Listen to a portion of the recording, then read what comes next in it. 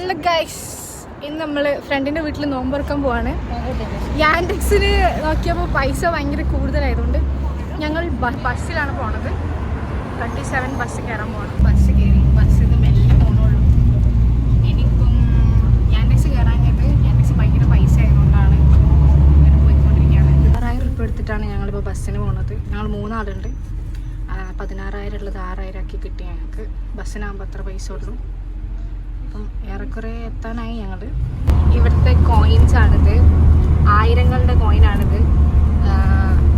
സാധാരണ ബസ്സിൽ മാത്രമാണ് ഇത് കൊടുക്കേണ്ട അവസ്ഥയിലുള്ളൂ. ബാക്കി എല്ലാത്തിനും ഇവിടെ ഭയങ്കര പൈസയാണ്. അതെ, 1000ങ്ങളാണ് ഞങ്ങൾ പൈസ കൊടുക്കല്.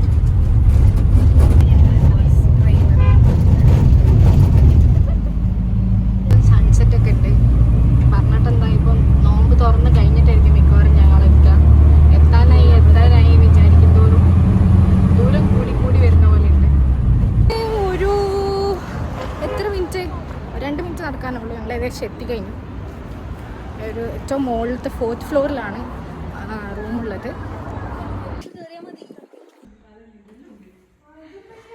അസ്സലാമലൈക്കും. ഒരാളുകൂടി ഉണ്ടല്ലോ, ചേച്ചി. എല്ലാം ഏകദേശം റെഡി ആയിട്ടുണ്ട്.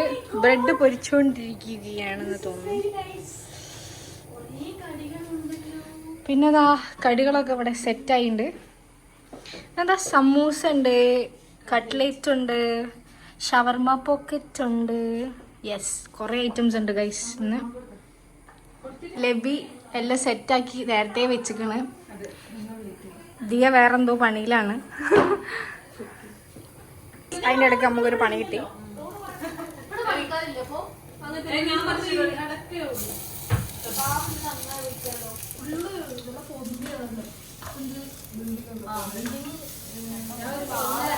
എന്താ സെറ്റ് നമ്മൾ ലബിൻ്റെ റൂം.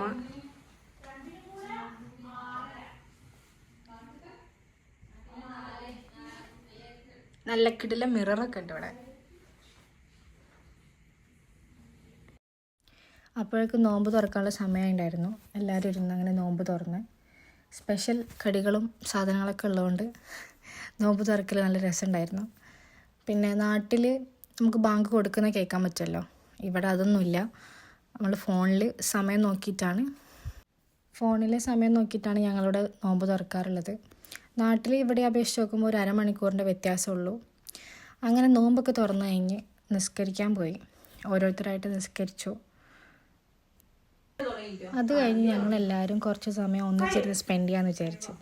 അങ്ങനെ ഇരിക്കുമ്പോഴാണ് ബിങ്കോ, അതായത് സ്കൂളിലൊക്കെ പഠിക്കുന്ന സമയത്താണ് ബിങ്കോ പൊതുവെ ഞങ്ങളെല്ലാവരും കളിച്ചത്. അങ്ങനെ ആ ഓർമ്മയിൽ ഒരു ടൈം പാസിന് വേണ്ടിയിട്ട് ഞങ്ങൾ ബിങ്കോ കളിക്കാമായിരുന്നു. ബിങ്കോ കളിക്കൽ ഭയങ്കര രസമുണ്ടായിരുന്നു. എഴുതുന്ന കാണുമ്പോൾ ആദ്യം എല്ലാവരും വിചാരിക്കും വേറെന്തോ കാര്യമായിട്ട് പഠിക്കുക എന്തോ ആക്കുകയാണെന്ന്. പക്ഷെ ഇത് വേറൊന്നുമല്ല, bingo കളിക്കാനിരുന്നതാണ്.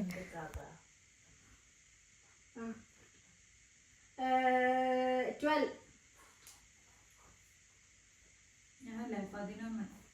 Bingo first 17 bingo second.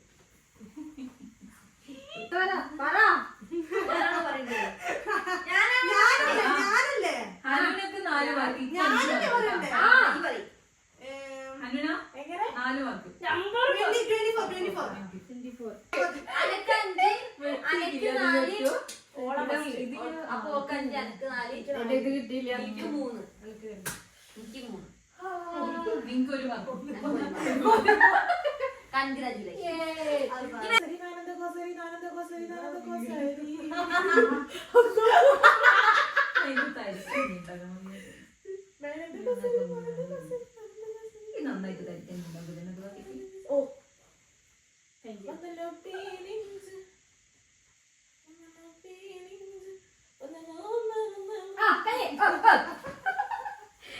Okay 2 minute 1 ഒരു മിനിറ്റ് 15 ബിങ്കോ ഫസ്റ്റ്.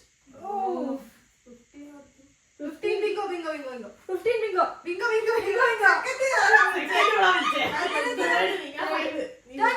അങ്ങനെ ബിങ്കോ കളിച്ചുകൊണ്ടിരിക്കുമ്പോൾ വിശപ്പിന്റെ വിളി വന്നു. അപ്പോൾ നമ്മള് ബിരിയാണി അല്ലേ ഇത്? ബിരിയാണി ദമ്മ് പൊട്ടിക്കാൻ പോകും.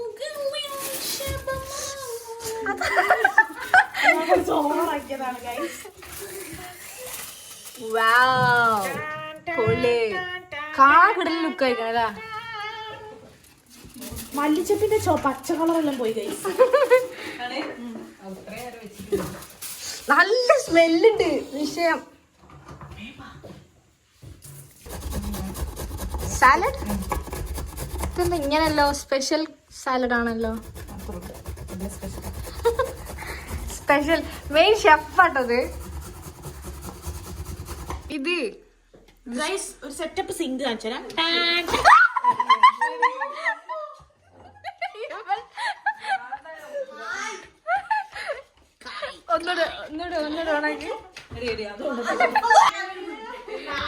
നമ്മളെ സാലഡ് ഇവിടെ റെഡി ആയിട്ടുണ്ട് ഗായ്സ്. കിട്ടുള്ള സാലഡാണ്.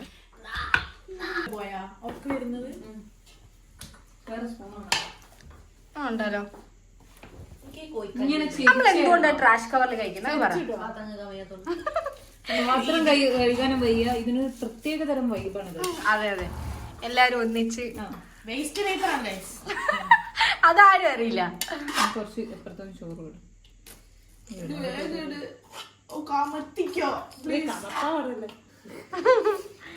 വിശക്കുന്നുണ്ട്.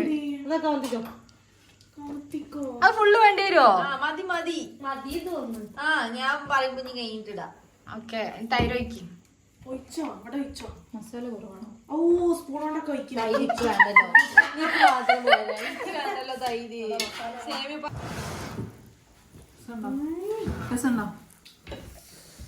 സെറ്റാ? ശരിക്കും സെറ്റാണോ? ഒരാള് ഇൻസ്റ്റന്റ് ബിരിയാണി എനിക്ക് വേണ്ടോ?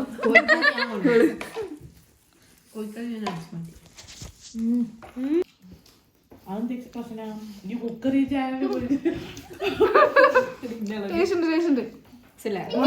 ആദ്യം രണ്ടുപേരും തിന്ന് കഴിഞ്ഞിട്ട് വെയിറ്റ് ആക്ക്, ഒന്നുകൂടെ എക്സ്പ്രഷൻ ഇടട്ടെ. കാണുന്നുണ്ടോ?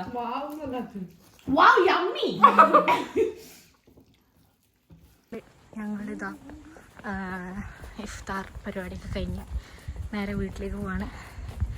അപ്പം ഇനി ഇത്രേ ഉള്ളൂ. ടാറ്റാ.